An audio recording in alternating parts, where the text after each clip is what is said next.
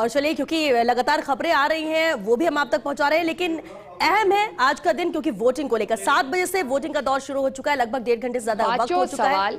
और उन्होंने मुझे कहा है कि बाहर आके जवाब दे। मैं बाहर आके जवाब देने के लिए कभी भी तैयार हूँ। सुधांशु त्रिवेदी जिस शहर में चाहे, जिस चैनल पे चाहे, जब मतगणना हो जाएगी और विधायक दल बैठेगी और इसके बाद आप सब लोगों को बुला करके बता दी जाएगी कौन मुख्यमंत्री। लेकिन बाबूलाल जी, आपके जो मतदाता हैं ये तो कह रहे हैं कि मुख्यमंत्री बनेंगे। आपकी पत्नी से भी बात हुई, बोले कि बनेंगे या बढ़ेंगे आगे?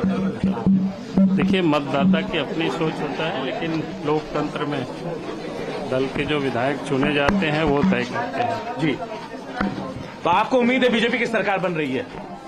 100% मैंने बार बार कहा है कि वे बीजेपी के नेतृत्व में एनडीए गठबंधन की सरकार बन रही है। पारंपरिक वेशभूषा में बिल्कुल लाल सदरी, आदिवासियों की जो पहचान है, कुर्ता धोती खास हो जाए। नहीं, ये तो हमारी भारतीय जी पोशाक है और मैं पहनता ही हूँ। जी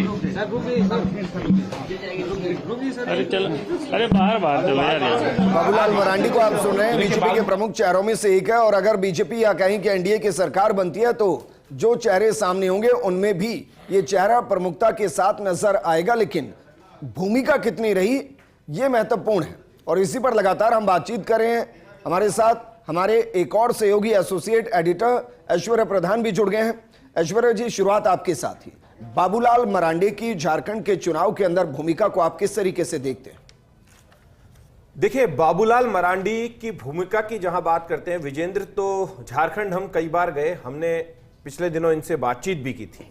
बाबूलाल मरांडी बेहद सरल और सहज लीडर हैं और ये उस दौर के लीडर हैं जिस दौर में अटल बिहारी वाजपेयी ने जिन नेताओं को तराशा था उनमें शुमार बाबूलाल मरांडी है। हालांकि राजनीतिक रूप से कई स्थितियां ऐसे पैदा हो जाती है कि कई बार आपको पार्टी से दूर जाना पड़ता है, लेकिन मन आपका उसी पार्टी में लगता है, इसीलिए उनका मन यही लगा। बीजेपी अंदर खाने इस बात को माने या ना माने, लेकिन उन्हें अंडर एस्टिमेट नहीं किया जा सकता। रघुवर दास पर प्रयोग किया गया, लेकिन उसके बाद की स्थिति आप अच्छे से जानते हैं क्या हुई। लेकिन इन सब के अलावा जब जेपी नड्डा ने संगठन के तौर पर, राष्ट्रीय अध्यक्ष हैं जेपी नड्डा, तो जेपी नड्डा ने संगठन के तौर पर इन्हें कुछ क्षेत्रों में पिछले दिनों भेजा था। पिछली साल की बात है, जब लोकसभा चुनाव होने थे उससे पहले, तो इन्होंने एक एक सीट पर जाकर उन्हें गणित समझाया था। और बाद में प्रधानमंत्री मोदी से और अमित शाह से इनकी मुलाकात होना बिल्कुल लाजमी होती रहती है। लेकिन वहां की जो सियासत है वो आदिवासी तबके से पूरी सियासत घूमती है। वहां पर आदिवासी और गैर आदिवासी का बीच में झोल लाने की कोशिश की, लेकिन वो कोशिश बहुत ज्यादा सफल नहीं हुई। यही कारण है कि हालांकि बाबूलाल मरांडी ऐसे आदिवासी नेता है जो सर्वमान्य है दूसरे जातियों के हिसाब से देखें, क्योंकि कुछ लीडर ऐसे होते हैं जो अपनी पहचान बनाते हैं जाति से परे। और ये बात भी सही है कि जो जाति के रूप में, लीडर के रूप में स्थापित अपने आप को करना चाहेगा वो देर सबेर साइड लाइन हो जाएगा। पिछले दिनों राजस्थान के भी कुछ नेताओं के बयान देख लीजिए, जो जाति में विश्वास नहीं करते उनके बयान बिल्कुल बेबाक और शानदार बयान देते हैं, और जो सिर्फ और सिर्फ जाति पर फोकस करते हैं उनका बयान उसी तरफ होते हैं। वो भी जानते हैं कि वो उसी क्षेत्र में सिमट कर रह जाएंगे। लेकिन जो अभी पत्रकार सवाल कर रहे थे बाबूलाल मरांडी से, वो सवाल के गहरे मायने हैं, उसका उत्तर वो अंतर्मन में अच्छे से जानते हैं कि सरकार यदि भारतीय जनता पार्टी गठबंधन की आती है तो फिर क्या कुछ रहेगा। अब हम यहां से शुरू करते हैं। आप देवघर चले जाइए, दुमका चले जाइए, दुमका से आगे जमशेदपुर चले जाइए, भिलाई चले जाइए, रांची चले जाइए। इस पूरे क्षेत्र की अगर हम बात करते हैं तो यहां पर ऐसा नहीं है कि आदिवासियों में भी दो तबके बढ़ चुके हैं। एक तबका ऐसा है जो प्योरली शिबू सोरेन के पुत्र हैं, हेमंत सोरेन। शिबू सोरेन ने लंबा संघर्ष किया, लेकिन वहां पर भी बटेंगे तो कटेंगे वाली जो बात है उसे दरकिनार नहीं किया जा सकता। एक हर चुनाव में कोई ना कोई ऐसी पंक्तियां लाई जाती है दोनों ही पार्टियों की तरफ से।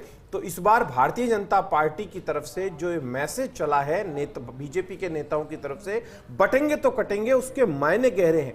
अगर आप झारखंड के भी कई क्षेत्रों में, ऐसे क्षेत्रों में जाएंगे, दूर दराज के क्षेत्रों में, तो वहां पर भी हिंदू और मुस्लिम आबादी की अगर अपन अनुमान लगाएं, क्योंकि झारखंड के आसपास के जो क्षेत्र है, बिहार, झारखंड, आसाम, बिहार, बंगाल, इन क्षेत्रों में एक बड़ा तबका है, धीरे धीरे करके माइनॉरिटी है, उनकी संख्या बढ़ रही है, सभी जानते हैं। तो यहां पर बटेंगे तो कटेंगे नारे से ध्रुवीकरण जैसी स्थितियां पैदा होती है। हालांकि एक तबका देश में एक ऐसा पिछले दिनों आया है जिसे लेकर बीजेपी भी बयान देती है कि बाहरी शक्तियां हैं, बाहरी ताकतें हैं, कि हिंदुओं में भी कुछ लोग अब ये कहने लगे कि आदिवासी हिंदू नहीं है। एक बयान पिछले दिनों आया जो पूरे देश भर में चर्चाओं में चला। उसका कारण अगर सियासी तौर पर देखा जाए तो आप और हम अच्छे से समझ पाते हैं कि उसका कारण यह है कि यहां पर थोड़ा सा डिफरेंट करना पड़ेगा। पंकज मेरी बात से काफी सहमत होंगे कि ये जो बयान था, और दिनेश डांगी भी सुन रहे हैं इस बात को अच्छे से, कि यहां पर आदिवासियों को हिंदू होना नहीं होना है। अचानक से एक नया नैरेटिव ठीक उसी तरीके से गढ़ा गया है जैसे कि हर चुनाव में मैं कह रहा था कि कोई ना कोई पार्टी अपना नैरेटिव गढ़ने की कोशिश करती है। कोई अंदर खाने गढ़ती है तो कोई बाहरी तौर पर गढ़ती है। अंदर खाने की जो नैरेटिव गढ़े जाते हैं वो व्हाट्सएप यूनिवर्सिटी के माध्यम से निकलते हैं और फेसबुक तक जाते हैं, फिर छोटे छोटे वीडियो बना लिए जाते हैं, फिर यूट्यूब पर वीडियो भेजे जाते हैं। क्योंकि आप आदिवासियों का जिक्र कर रहे हैं, झारखंड की हम बात कर रहे हैं, आदिवासी बाहुल्य है, आदिवासी मुद्दा हमेशा से रहता है और आदिवासी मुद्दे पर ही यहाँ पर सरकारें बनती भी हैं और वोट भी मिलता है। लेकिन क्योंकि आप झारखंड के दौरे पर भी रहे हैं, झारखंड में को नजदीकी से वहां के लोगों को भी देखा है, बातचीत की है, क्या वाकई में सरकारें बनने के बाद पहले से अब में आदिवासियों में का विकास हुआ है? कुछ उनकी जीवन शैली बेहतर हुई है या वो भी झारखंड में सिर्फ मुद्दा ही बनकर रह गए? देखिए श्वेता, एक चीज और समझनी पड़ेगी। दो बातें हैं। एक तबका कहता है कि जिस जाति का आदिवासी अगर मुख्यमंत्री होगा तो आदिवासी को बेहतर तरीके से समझ सकेगा, तो दूसरा तबका यह कहता है कि गैर आदिवासी होगा उसे डर लगेगा कि बड़ा वोट बैंक मेरे से छिटक ना जाए, इसलिए मुझे आदिवासी को साध कर चलना पड़ेगा और आदिवासी नेताओं को अपने साथ लेना पड़ेगा। यहां पर दो चीजें हैं, लेकिन आदिवासी फैक्टर को वहां से नकार दे ऐसा भी संभव नहीं है। तो दूसरी तरफ आजसू जैसी पार्टी को साथ लेना भी भारतीय जनता पार्टी के लिए आवश्यक है। वहां पर ऐसा नहीं आदिवासी है, महतो और इस तरीके की जो जातियां हैं वो भी अच्छी खासी संख्या में है। दूसरी तरफ वहां पर पूरे झारखंड में अगर आप देखेंगे तो आदिवासी तबका है अच्छी खासी संख्या में, लेकिन ओबीसी को अंडर एस्टिमेट नहीं किया जा सकता। ओबीसी ठीक संख्या में, यादव भी है, कुछ एक भूमियार भी है, कुछ ब्राह्मण्स भी है, तमाम जातियां जो सामान्य तौर पर सभी होती हैं। लेकिन आदिवासी को साधने की कोशिश बाबूलाल मरांडी अपने लिहाज से करेंगे।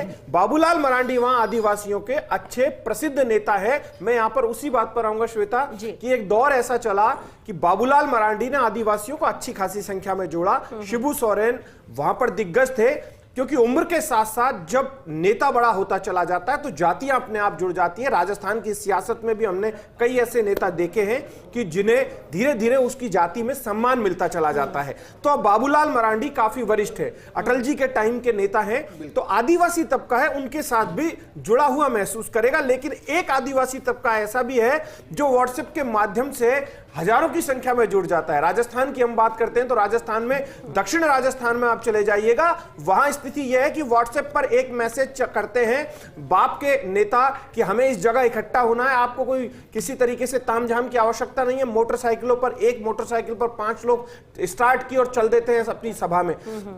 तो एजुकेशन का ये इफेक्ट भी पड़ता है। लेकिन वहां पर बड़ी बात यह है कि काल्पनिक शत्रुता वाले मैसेज, काल्पनिक के आधार पर गढ़े गए मैसेज, ये एक आदिवासी तबका पूरे देश का कहीं भी हो उसके जहन में ना जाए तो ज्यादा। फिर भी हम ये तो मानेंगे कि भाई नक्सलवाद काफी हद तक वहां खत्म करने की कोशिश की गई और उनको मूल जोनरा के अंदर लाने की भी कोशिश की गई। पंकज जी हमारे साथ है। पंकज जी, क्योंकि आदिवासियों का जिक्र हम कर रहे हैं और झारखंड में मैक्सिमम सीटों पर वो प्रभाव डालते हैं, क्या उसी प्रभाव को और मजबूत करने के लिए सरना धर्म कोड, जो इस इलेक्शन के सेंटर ऑफ पॉइंट के तौर पर भी हम देख सकते हैं, जिसके इर्द गिर्द न सिर्फ जेएमएम नजर आई, बीजेपी भी नजर आई, आप इसको किस तरीके से देखते हैं? क्या वाकई में वहां इसको लागू किया जा सकता है और उसके साथ ही वोटों को अपनी तरफ खींचने की कोशिश जेएमएम ने की है?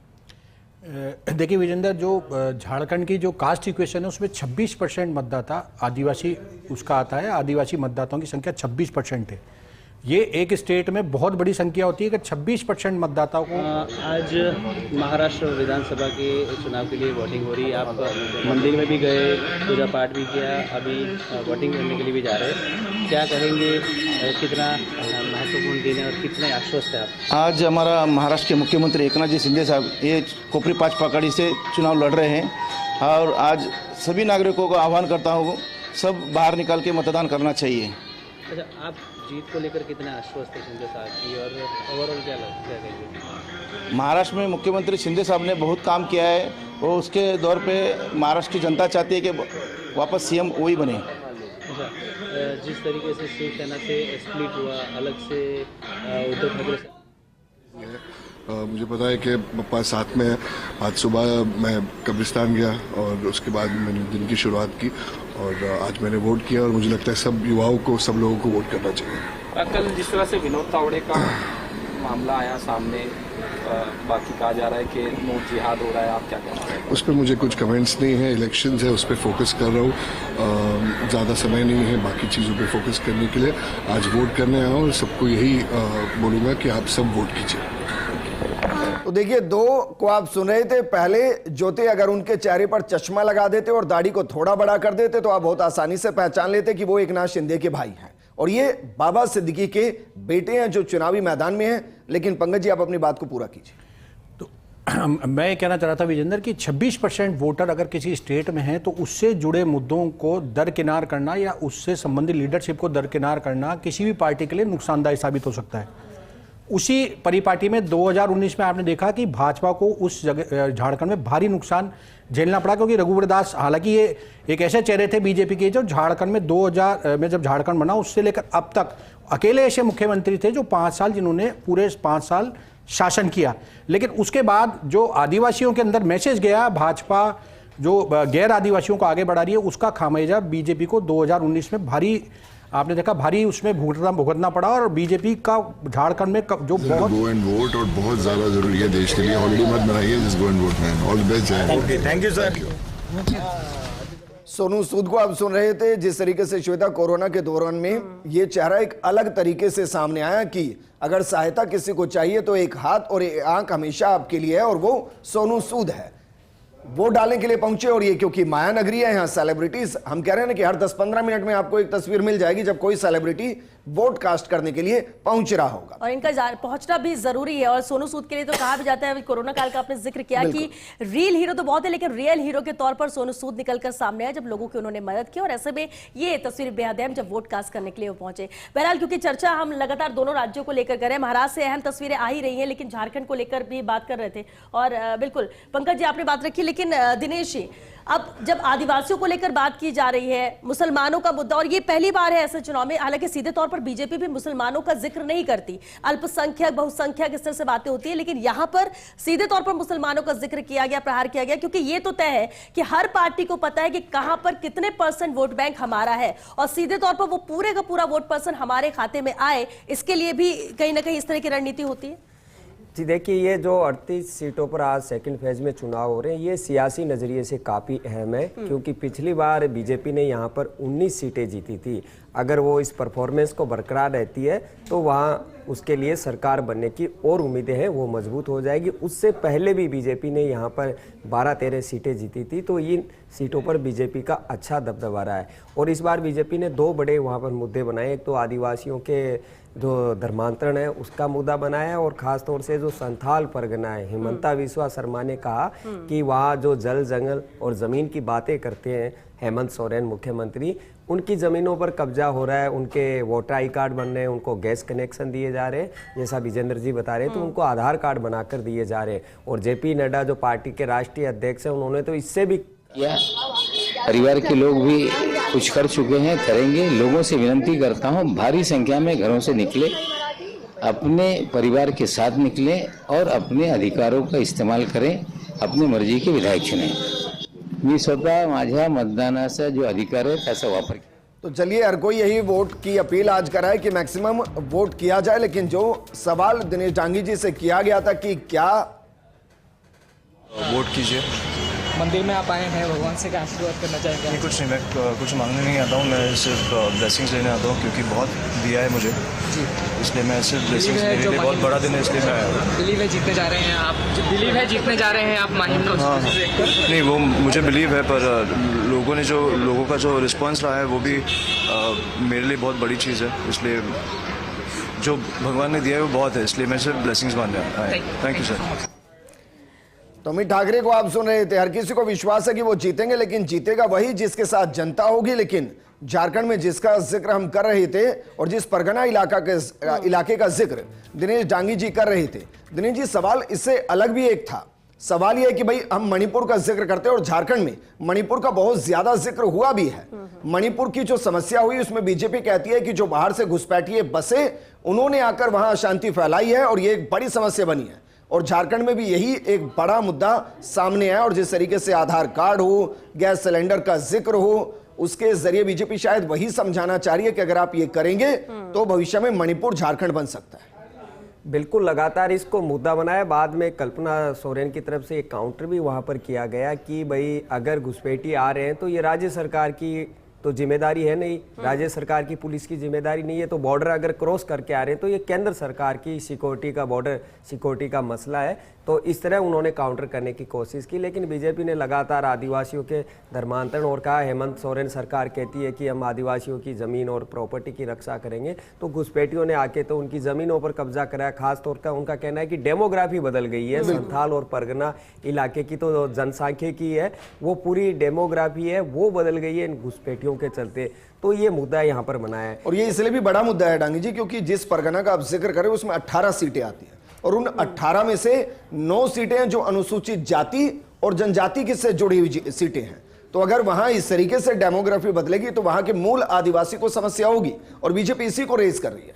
बिल्कुल, और इन सीटों पर पिछली बार जो इसमें 38 सीटों की हम बात करें तो विजेंद्र 28 सीटों पर इंडिया और एनडीए गठबंधन में सीधी टक्कर है और 10 सीटों पर जो मिस्टर महतो की एक पार्टी है वो मामले को त्रिकोणीय बनाने की कोशिश यहाँ पर बिल्कुल। और डांगी जी क्योंकि इस क्षेत्र की बात कर रहे हैं तो 44% जहां पर आदिवासियों की आबादी थी, अगर वो 26% हो जाए तो इससे भी मुद्दा बीजेपी ने बनाया। इसलिए बीजेपी इसका बार बार जिक्र कर रही है कि ऐसा हो रहा है और इसलिए घुसपैठ को रोकना होगा। और घुसपैठ और आदिवासी ये मुद्दे भी झारखंड की जनता के बीच में बहुत चर्चा का विषय है। अब देखना होगा कि इसके आधार पर किसके हक में वोट पड़े और किसके खिलाफ।